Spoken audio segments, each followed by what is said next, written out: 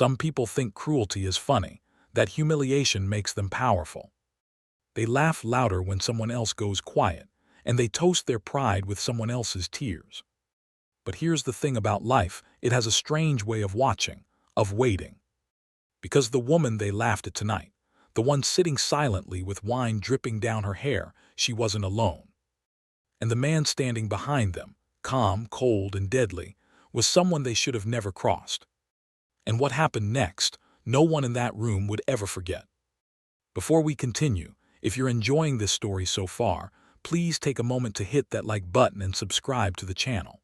Your support helps us share more powerful stories like this one, stories that remind us how a single act of cruelty can awaken the wrong kind of justice. Thank you for always watching, and now, let's get back to the story. The restaurant was alive with noise, clinking glasses, music low and warm, conversations blending into a hum that filled the air like smoke. It was Friday night, the kind of evening where the city seemed to shake off its exhaustion and pretend everything was fine. At a corner table under a dim gold light, a group of men sat laughing too loudly. They were the kind who didn't know how to talk without drawing attention, sharp suits, louder mouths, and a confidence built on other people's silence. And tonight, their silence belonged to her. Her name was Ella, a waitress who'd been working the dinner shift for months. She was the type who remembered every order, smiled even when the jokes cut deep, and cleaned tables long after her feet went numb. Everyone liked her, everyone except men like them. They'd been drinking for hours. The kind of laughter that started genuine had turned mean. It always did. And when Ella brought over another bottle, one of them, tall, smug, with an expensive watch and a dangerous smile, leaned back in his chair and said, "Hey, sweetheart, you missed a spot on my glass." She gave a polite nod, took the glass, and wiped it again. He smirked. No, I meant you. You missed a spot on your uniform." His friends roared with laughter. Ella froze, her hand tightening around the towel. She didn't answer.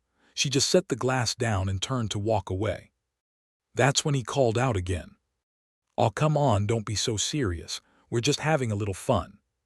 The laughter grew louder, crueler. She pretended not to hear. That was the trick to surviving nights like this. Ignore it, keep moving, keep your dignity. But then came the sound that made the whole room pause, the splash. Cold wine, red. It poured down her hair, down her neck, staining her shirt like blood.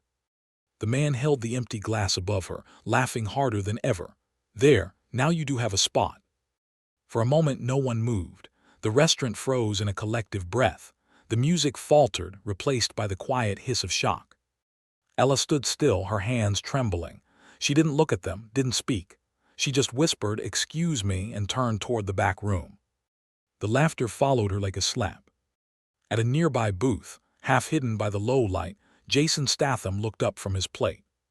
He'd come here quietly, alone, just to eat in peace. No cameras, no fans, no press, just a quiet dinner after a long day. But that peace evaporated the moment he saw the glass tip over the girl's head. His jaw tightened. His eyes followed the group, 4 men, all loud, all too comfortable, and one of them still holding the glass like a trophy. Jason didn't move, not yet, he just watched. When Ella walked past, he noticed the tremble in her hands, the way she tried to hide her face. She slipped into the kitchen, shoulders shaking. Jason took a deep breath, slow and deliberate. He'd seen a lot of cruelty in his life on and off screen, but nothing made his blood boil like real-world humiliation. People who hurt others for fun, they always had the same look in their eyes: entitlement, power, cowardice. He stood up. At that same moment, one of the waiters, a young man, rushed to the table. "Gentlemen, please, that's enough. You need to leave." The man with the watch sneered. "Relax, pal, it's just a joke." "Not to her, it wasn't," the waiter said, his voice trembling. The others laughed again. "Then she needs to lighten up." Jason was walking toward them now, calm, steady, deliberate. He didn't say a word. He just stopped by the table and looked at the man still holding the glass. "Apologize," Jason said simply.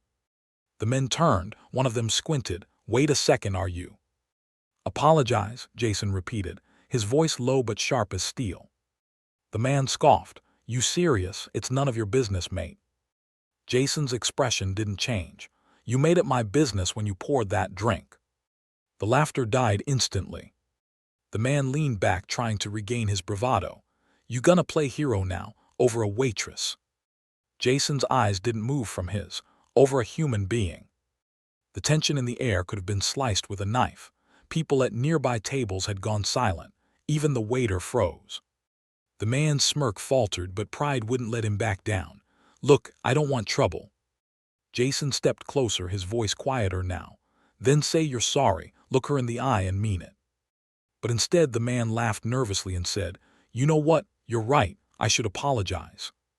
He reached for another glass. Jason's hand moved before anyone could blink. He grabbed the man's wrist, twisted it just enough to make him drop the glass, and set it gently back on the table. The man gasped, his face flushing. Jason leaned down, eyes level with his. "You get one chance, walk away now." For a few seconds no one spoke. Then the man's friends, suddenly less confident, muttered something about getting out of here and stumbled toward the exit. The man followed, clutching his wrist, glaring back one last time before disappearing into the night. Jason didn't watch them go. He just turned and headed toward the kitchen. Inside, Ella was sitting by the counter, a towel over her shoulders, eyes red from holding back tears. Another waitress was whispering to her, "Just ignore them, honey. They're not worth it." When the door swung open, Ella startled slightly. Jason stood there, calm, expression unreadable, but his presence filled the room. She stood up quickly. "I'm sorry, sir, we'll get you a new table." He shook his head. "You don't need to apologize, not for their behavior." She blinked, caught off guard. I just didn't want to make a scene." Jason nodded slowly. "You didn't, they did." He set a folded napkin on the counter, a small gesture but somehow grounding. "You okay?" She hesitated. "I will be. It's not the first time someone's treated me like that." Jason's jaw tightened again. "It should have been the last." Ella smiled faintly, trying to ease the tension. "Thanks, but it's just part of the job, I guess." He looked at her then, really looked. No job should ever come with humiliation as part of the uniform. She didn't know what to say to that. "Do you have a coat?" he asked. "Yeah, in the back." "Get it, you're done for tonight." "But—" "I'll talk to your manager," Jason said firmly. "You need to get home and breathe." There was something in his tone, protective, kind, but immovable. She nodded, suddenly realizing how exhausted she was. A few minutes later, they stepped outside together. The air was cold, carrying the faint hum of the city. Jason turned to her. "You've got someone to call, family." She shook her head. "No, just me." He studied her for a moment, then quietly said, "Not anymore." She looked up, confused. He smiled faintly. "From now on, if anyone treats you like that again, they'll answer to me first." She laughed softly, the first real laugh of the night. "You can't be everywhere." "Maybe not," he said, glancing down the street where the Bullies had disappeared. "But word travels fast, and after tonight, they'll think twice before they try something like that again." She looked at him, really looked, and for the first time that night she felt safe. Later, when she got home, she realized she didn't even know his name. But on the napkin he'd left behind, written in clean, careful ink, were just 3 words. "No one laughs forever." She smiled, tears in her eyes, because somehow she knew that was true. And somewhere across the city, Jason sat in his car under the streetlight, thinking about the cruelty of small men and the quiet strength of those who endure it. He took a deep breath, exhaled slowly, and whispered to himself, "They made one mistake tonight, but it'll be the last." The night had gone quiet but not peaceful. Outside the restaurant, the cold air carried the faint sound of laughter, the kind that doesn't come from joy but arrogance. Down the street, the 4 men who'd humiliated Ella stood near their car, still drunk on their own cruelty. The leader, the one with the watch, lit a cigarette, the orange glow reflecting in his smug grin. "Did you see her face?" he said, laughing. "You'd think I poured acid on her, not wine." His friend smirked. "Yeah, man, she looked like she was gonna cry." "Probably did," another chimed in.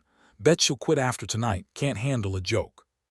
They laughed again, high on their own cruelty. But in the midst of that laughter, one of them turned and noticed something, a silhouette moving slowly at the end of the street. The man squinted. "Yo, is that the guy from the restaurant?" The leader turned, His smirk faded slightly. No way he wouldn't follow us. But Jasonstatham wasn't following. He was approaching. His steps were measured, his coat unbuttoned just enough for the wind to catch it. No expression, no hesitation, just the kind of quiet that made every sound around him, every whisper of wind, every nervous chuckle feel sharper. The laughter stopped. "Hey man," the leader said, forcing a smirk. "You lost or something?" Jason didn't answer. He stopped about 6 feet away, hands in his pockets. His gaze shifted between them, calm, heavy, unblinking. The silence stretched, almost unbearable. Then he spoke. "You should apologize to her." The men exchanged glances. "You're still on about that," one of them said. "What is she, your girlfriend or something?" Jason tilted his head slightly. "Fiancée." That word hit like a thunderclap. The smirk vanished. "You're kidding, right?" Jason stepped closer. "Do I look like I'm kidding?" The leader's eyes darted to his friends. "Look, man, we didn't mean anything by it. We were just having fun." Jason's tone didn't rise, it lowered, and somehow that made it worse. "You think what you did was fun, pouring a drink on someone who couldn't fight back?" One of the others scoffed. "Oh, come on." Jason moved faster than they could see. In an instant, he'd grabbed the man's wrist, the one holding the cigarette, and twisted it sharply, forcing him to drop it with a hiss. He didn't break the bone. He didn't need to. Pain was enough to make the message clear. The man dropped to his knees, gasping. Jason leaned close, his voice low and steady. "You think being loud makes you strong, but strength isn't about who you can humiliate, it's about who you choose not to hurt." He let go, and the man stumbled back, clutching his wrist. The others froze. The leader straightened, trying to sound tough. "You think you can just attack us? There's 4 of us, mate." Jason didn't flinch. "Then you'll need all 4. The next few seconds moved in slow motion. The leader lunged first, sloppy, driven by pride, not skill. Jason sidestepped, his movement efficient and brutal. One strike to the ribs, another to the jaw, the man collapsed before he hit the ground. Another charged from the side. Jason blocked with his forearm, elbowed him in the chest, and swept his legs out in one fluid motion. The man hit the pavement, breath gone. The last 2 hesitated. Fear flickered across their faces. "Still think it's funny?" Jason asked quietly. They didn't answer. One of them turned to run. Jason didn't chase him, he didn't need to. "Go," he said simply, "and don't come back." The man bolted. The other helped the leader up, who spat blood onto the sidewalk, glaring. "You're gonna regret this." Jason's tone remained calm. "No, you are." The leader stumbled to his car, throwing one last glare over his shoulder before they sped away into the night, tires screeching, pride shattered. Jason stood there for a moment, breathing evenly. The street was empty now, except for the faint sound of rain beginning to fall, soft, almost cleansing. He didn't feel proud, he didn't feel vengeful, he just felt tired. People like that, bullies, cowards, they didn't need punishment as much as they needed to learn, but some lessons had to be taught the hard way. He turned and walked back toward the restaurant. Inside, Ella was still sitting by the counter, her hair damp from where she'd tried to clean off the wine. Her manager had offered to send her home, but she'd refused, too proud, too used to pushing through pain. When Jason walked in, she looked up surprised. "You came back." He nodded slightly, couldn't leave things unfinished. Her eyes flicked toward his hands, small bruises forming on his knuckles. "You didn't." "They won't bother you again," he interrupted softly. She didn't ask what happened. She didn't need to. The quiet in his voice said enough. "I didn't want you to fight for me," she said gently. "I didn't," Jason replied. "I stood up for what was right." He took a seat at the counter. The air between them was heavy, but not uncomfortable. After a moment, Ella smiled faintly. "You didn't have to do that." Jason looked at her. "Neither did you all those nights you smiled through their jokes, but you did anyway. Sometimes kindness hides behind silence. Other times it needs a voice." Her eyes glistened, but she blinked it away. "Thank you." He nodded once. "Get some rest. And Ella, don't ever think being kind makes you weak. It's the strongest thing anyone can be." Later that night, Jason drove her home. The streets were almost empty, the kind of quiet that only existed between midnight and dawn. The rain had picked up, tapping softly against the windshield. She sat quietly in the passenger seat, hands folded in her lap. You didn't have to do all this. I know, Jason said, but sometimes the world needs to be reminded there are still good people left in it. She smiled faintly. You really think people can change? Jason thought about that for a moment. I think some people can, once they've seen what it feels like to stand on the other side of cruelty. When they reached her apartment, she hesitated before getting out. I don't know how to thank you. He shook his head. You already did, you survived. She smiled softly, the first genuine one he'd seen from her. Good night, Jason. Good night, Ella. She walked inside, closing the door behind her, but for the first time in years she didn't feel invisible. The next morning, word spread. Someone had filmed part of the confrontation, not the fight, but the moment Jason stood up at the restaurant, the quiet authority in his voice, the way he told them to apologize. It had gone viral overnight. The internet called it the wine incident. But Ella didn't read the comments. She didn't care about fame or headlines. What mattered was that people saw that silence didn't mean weakness, and kindness didn't mean surrender. The restaurant owner called her that morning. You've got a crowd outside, he said, chuckling. Reporters, customers, they all want to meet you. She froze. Me, why? He laughed. Because you stood up, even when you didn't say a word. That evening Jason came back, same seat, same quiet presence. Ella was working again, her hair tied back neatly, a small confident smile on her face. When she brought him his meal, he looked up. You came back. She grinned, couldn't leave things unfinished. Jason chuckled quietly, shaking his head. Touché. They ate mostly in silence, the comfortable kind that didn't need words. But before he left, he set down his card on the table, not a credit card, but a simple business card with just his name and number. If anyone ever disrespects you again, he said quietly, you call me. She smiled softly. I'll be fine. I know, he said, standing, but it's nice to have backup. He turned to leave, but she stopped him. Jason. He looked back. Thank you, not just for me, but for reminding everyone that decency still matters. He nodded, his eyes warm for the first time all night. You did that, Ella. I just made sure they noticed. That night the restaurant lights dimmed one by one, the laughter replaced by the quiet hum of dishes being washed and chairs stacked. Ella stepped outside, looking up at the dark sky. For the first time in a long while she didn't feel small. And somewhere down the street, Jason walked into the night, not a hero, not a savior, just a man who refused to let cruelty go unchallenged. Because sometimes, justice doesn't arrive with noise or glory. Sometimes it walks in quietly, orders dinner, and waits for the right moment to stand up.